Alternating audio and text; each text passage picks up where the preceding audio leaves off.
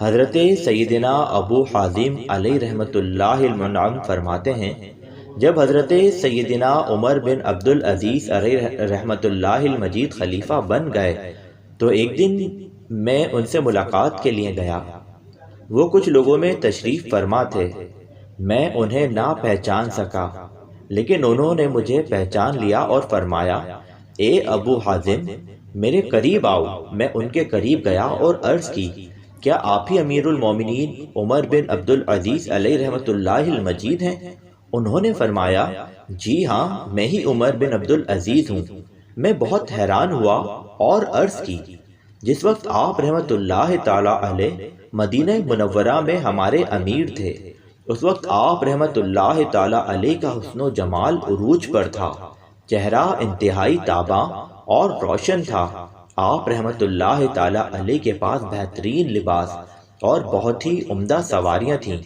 آپ رحمۃ اللہ تعالی علیہ کے کثیر خدام تھے اور آپ رحمۃ اللہ تعالی علیہ کی رہائش گاہ بہت ہی عمدہ تھی۔ اب آپ رحمۃ اللہ تعالی علیہ کو کس چیز نے اس حال میں پہنچا دیا؟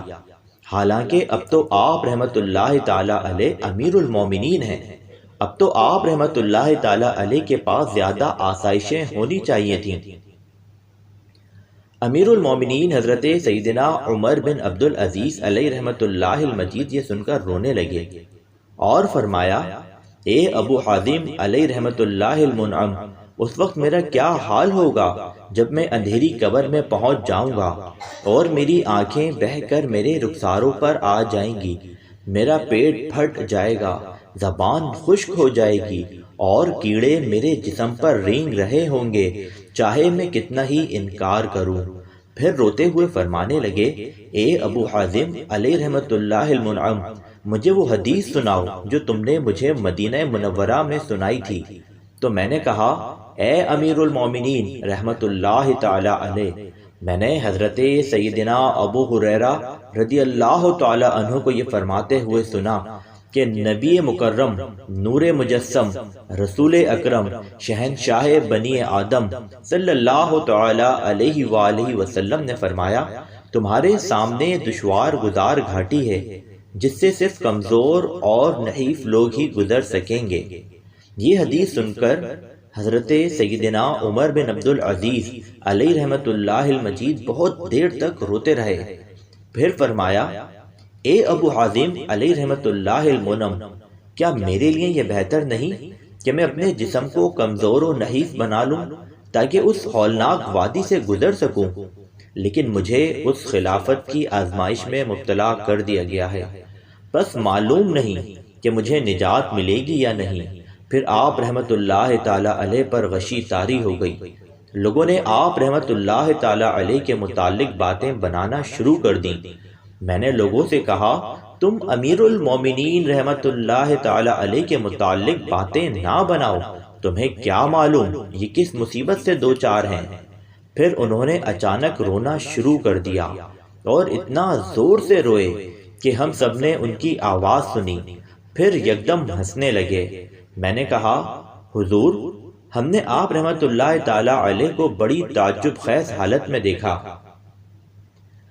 پہلے تو آپ رحمۃ اللہ تعالی علیہ خوب روئے، پھر ہنسنا شروع کر دیا، اس میں کیا راز ہے؟ انہوں نے فرمایا، کیا تم نے مجھے اس حالت میں دیکھ لیا؟ میں نے کہا، جی ہاں، ہم سب نے آپ رحمۃ اللہ تعالی علیہ کو یہ تعجب خیز حالت دیکھی ہے۔ تو آپ رحمۃ اللہ تعالی علیہ فرمانے لگے، اے ابو حازم علیہ رحمۃ اللہ المنعم، بات دراصل یہ ہے کہ جب مجھ پر غشی طاری ہوئی تو میں نے خواب دیکھا کہ قیامت قائم ہو چکی ہے اور مخلوق حساب و کتاب کے لیے میدان محشر میں جمع ہیں۔ تمام امتوں کی 120 صفیں ہیں، جن میں سے 80 صفیں امت محمدیہ علی صاحب الصلاۃ والسلام کی ہیں۔ تمام لوگ منتظر ہیں کہ کب حساب و کتاب شروع ہوتا ہے۔ اچانک ندا دی گئی، عبداللہ بن عثمان ابو بکر صدیق رضی اللہ تعالی عنہ کہاں ہیں؟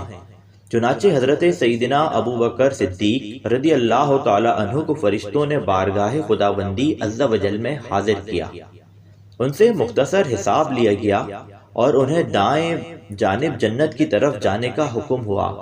پھر حضرت سیدنا عمر بن خطاب رضی اللہ تعالی عنہ کو آواز دی گئی، وہ بھی بارگاہ رب العزت عز و جل میں حاضر کیے گئے اور مختصر حساب کے برابر انہیں بھی جنت کا مزدہ سنا دیا گیا۔ پھر حضرت سیدنا عثمان غنی رضی اللہ تعالی عنہ کو بھی مختصر حساب کے بعد جنت میں جانے کا حکم سنایا گیا۔ پھر حضرت سیدنا علی المرتضی کرم اللہ تعالی وجہہ الکریم کو ندا دی گئی، چنانچہ وہ بھی بارگاہ احکم الحاکمین عز و جل میں حاضر ہو گئے اور انہیں بھی مختصر حساب کے بعد جنت کا پروانہ مل گیا۔ جب میں نے دیکھا کہ اب میری باری آنے والی ہے تو میں منہ کے بل گر پڑا، اور مجھے معلوم نہیں کہ خلفاء اربعہ رضوان اللہ تعالی علیہم الاجمعین کے بعد والوں کے ساتھ کیا معاملہ پیش آیا۔ پھر ندا دی گئی کہ عمر بن عبدالعزیز کہاں ہیں؟ میری حالت خراب ہونے لگی اور میں پسینے میں شرابور ہو گیا۔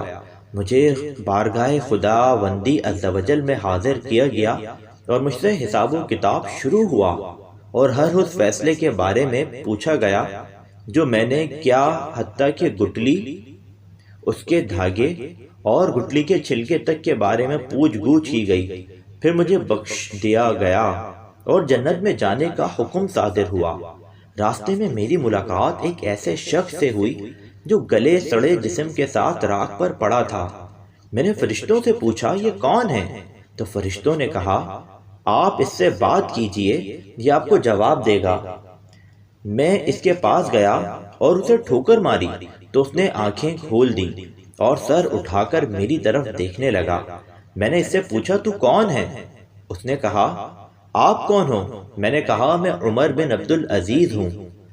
پھر اس نے پوچھا، اللہ رب العزت نے آپ رحمت اللہ تعالی علیہ کے ساتھ کیا معاملہ فرمایا؟ میں نے کہا، مجھے میرے رحیم و کریم پروردگار عز و جل نے اپنے فضل و کرم سے بخش دیا، اور میرے ساتھ بھی وہی معاملہ فرمایا جو خلفاء اربعہ علیہم الرضوان کے ساتھ فرمایا، اور مجھے بھی جنت میں جانے کا حکم ہوا۔ ان کے علاوہ باقی لوگوں کے بارے میں مجھے معلوم نہیں کہ ان کے ساتھ کیا معاملہ ہوا۔ وہ شخص کہنے لگا، آپ رحمت اللہ تعالی علیہ کو بہت بہت مبارک ہو کہ آپ رحمت اللہ تعالی علیہ کامیاب ہو گئے۔ میں نے پوچھا، تم کون ہو؟ اس نے کہا، میرا نام حجاج بن یوسف ہے۔ مجھے اللہ عز و جل کی بارگاہ میں پیش کیا گیا تو میں نے اپنے پروردگار عز و جل کو بہت غضب و قہر کے عالم میں پایا، اور مجھے ہر اس قتل کے بدلے سخت عذاب دیا گیا جو میں نے دنیا میں کیا تھا۔ جن طریقوں سے میں نے دنیا میں بے گناہ لوگوں کو قتل کیا تھا، انہی طریقوں سے مجھے بھی سخت عذاب دیا گیا۔ اب میں یہاں پڑا ہوا ہوں اور اپنے رب عز و جل کی رحمت کا امیدوار ہوں، جس طرح کے سب محدین منتظر ہیں۔ اب یا تو ہمارا ٹھکانہ جنت ہوگا یا جہنم۔ حضرت سیدنا ابو حازم رحمت اللہ تعالی علیہ فرماتے ہیں، حضرت سیدنا عمر بن عبدالعزیز علیہ رحمت اللہ المجید کے اس خواب کے بعد میں نے عہد کر لیا کہ آئندہ کبھی بھی کسی مسلمان کو قطعی جہنمی نہیں کہوں گا۔ یعنی بندہ چاہے کتنا ہی گنہگار کیوں نہ ہو، اللہ عز و جل کی رحمت بڑی وسیع ہے، وہ جسے چاہے بخش دے۔ اللہ عز و جل کی ان پر رحمت ہو اور ان کے صدقے ہماری مغفرت ہو، آمین بجاہ النبی الامین صلی اللہ تعالی علیہ وآلہ وسلم۔